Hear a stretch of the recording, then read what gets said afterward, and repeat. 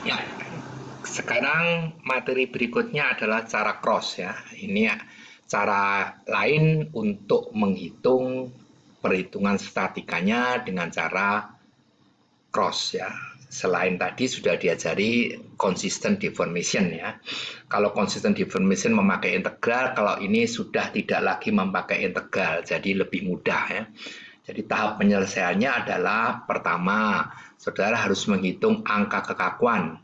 Angka kekakuan jepit-jepit adalah 4 EI per L. Angka kekakuan daripada jepit sendi atau jepit roll itu adalah 3 EI per L. Saya ulangi, angka kekakuan jepit adalah 4 EI per L, angka kekakuan jepit sendi atau jepit roll 3 EI per L. Ya, seperti contoh berikutnya ini ada peletakan jepit, roll, dan sendi. Ini ada statis tak tentu ya, ini statis tak tentu. Saudara harus menghitung faktor distribusinya dulu, atau notasinya adalah mu. Ini bacanya adalah mu ya.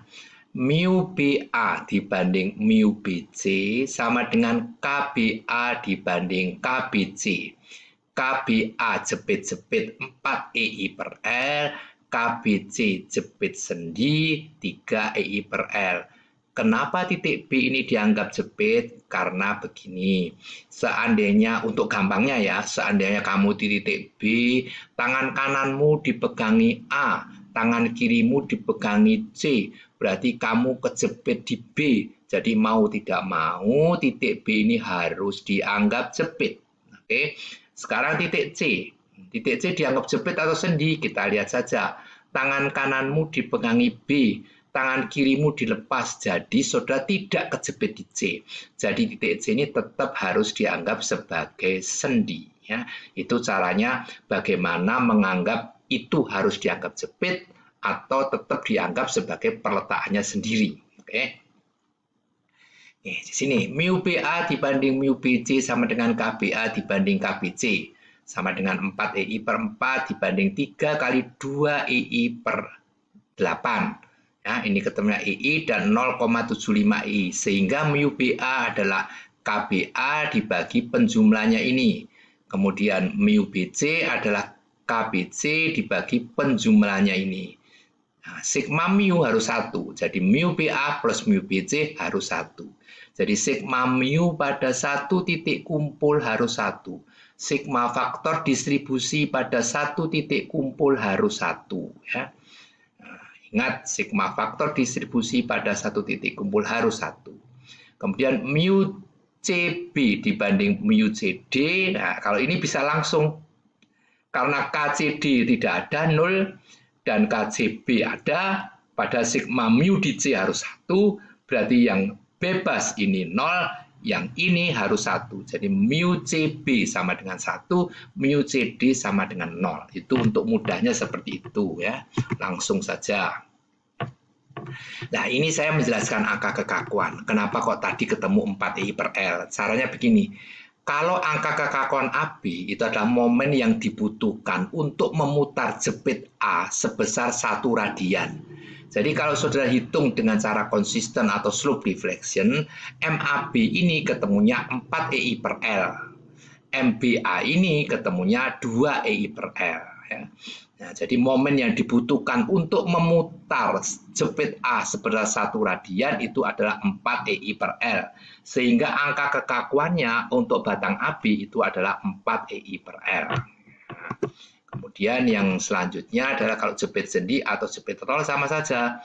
Jadi momen yang dibutuhkan untuk memutar jepit A sebesar 1 radian. Kalau sudah hitung dengan consistent deformation atau sudah hitung dengan slope deflection, ketemunya momen yang dibutuhkan untuk memutar jepit A sebesar 1 radian adalah 3 EI per L. Jadi KAB adalah 3 EI per L.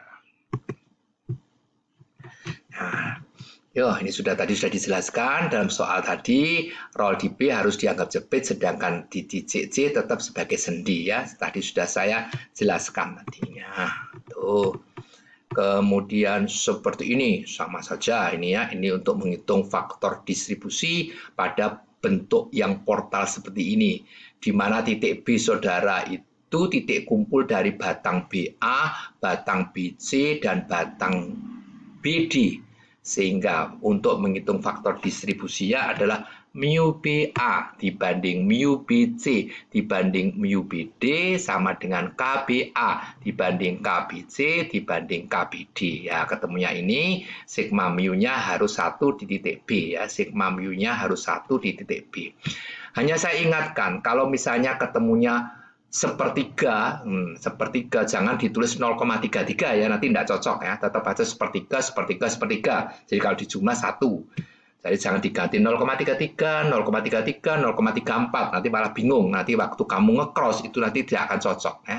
Jadi tetap kalau pembaginya sepertiga atau hasilnya sepertiga ya sudah sepertiga, tidak apa-apa.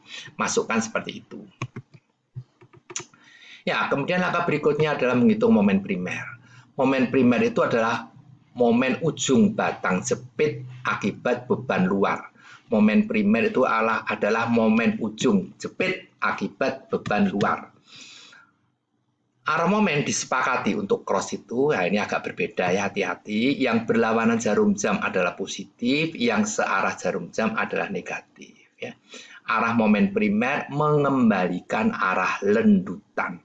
Arah momen primer mengembalikan arah lendutan. Di sini sudah ada rumus-rumusnya. Kita lihat di sini. AB jepit-jepit diberi beban kiton per meter, jaraknya L meter. Berarti dia melendutnya ke bawah. Jadi butuh momen berlawanan jarum jam untuk AB dan momen searah jarum jam untuk BA. Sehingga momen primer AB adalah positif, momen primer BA adalah negatif. Rumusnya seperti ini. Momen primer AB plus 1/12 GL kuadrat, momen primer BA min 1/12 GL kuadrat. Berikutnya untuk P di sini tidak di tengah untuk peletakan jepit-jepit. Ya, rumusnya adalah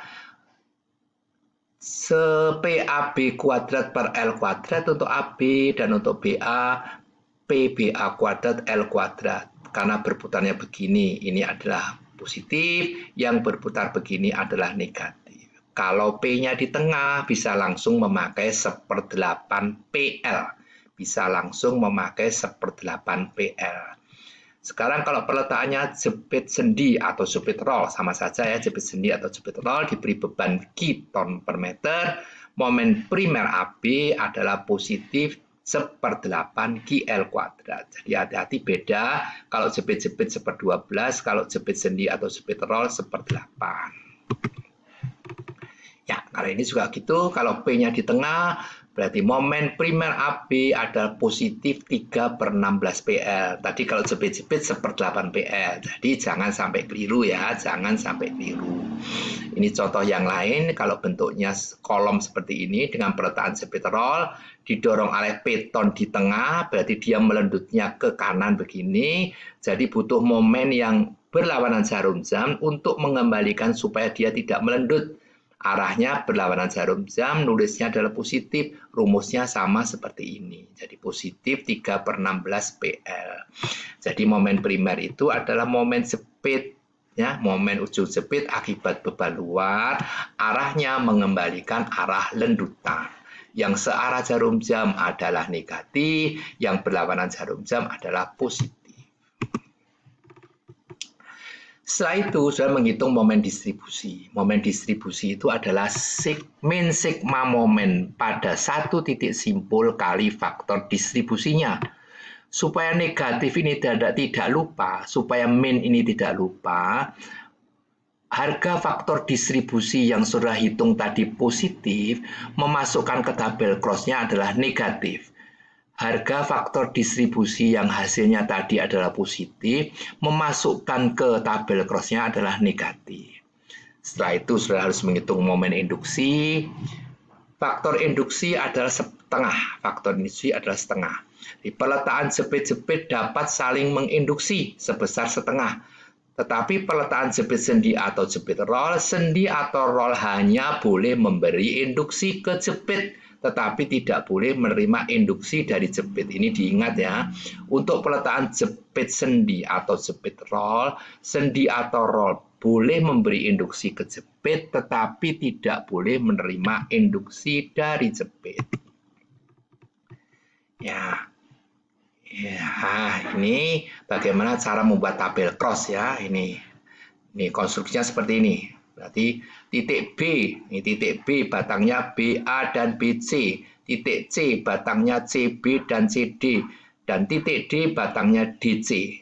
Kenapa kok ada tabel DC di sini, tabel titik D dan DC? Karena dijepit, otomatis dia mempunyai reaksi momen. Jadi harus ada tabel DC, harus ada tabel DC. Oke, harus seperti ini, kita lihat seperti ini. Berarti tabelmu nanti titik B punya tangan BA dan BD atau batang BA dan BD. Titik D punya batang DB dan DE. Nah, DB dan DE. Tetapi tabel AB dan tabel ED tidak ada. Karena apa? Karena A dan E ini adalah sendi yang pasti tidak mempunyai reaksi momen. Lanjut, yang seperti ini juga sama seperti tadi, membuat tabel cross seperti ini. Nah, berarti ini B punya batang BA dan BC, C punya batang CB dan CD, D karena jepit berarti punya DC. Jadi tabelnya menjadi bentuknya seperti ini. B terdiri dari BA, BC, C terdiri dari CB, CD, D terdiri dari DC. Ya, itu tabelnya. Ya, ini untuk selanjutnya, cara penyelesaian selanjutnya. Jadi soal seperti ini, sudah menghitung mu-nya dulu, sudah tahu mu BA, mu BC pasti ini 0, ini 1. Ya, 1, oke. Mu CB dibanding mu CD, berarti ini jepit sendi, jepit-jepit, ketemu mu-nya ini. Kemudian momen primernya sudah dapatkan dari sini, momen primer BA itu berarti ini. Ya, ini. Nah, dari arah Q ini, arahnya searah jarum jam, berarti tulis min.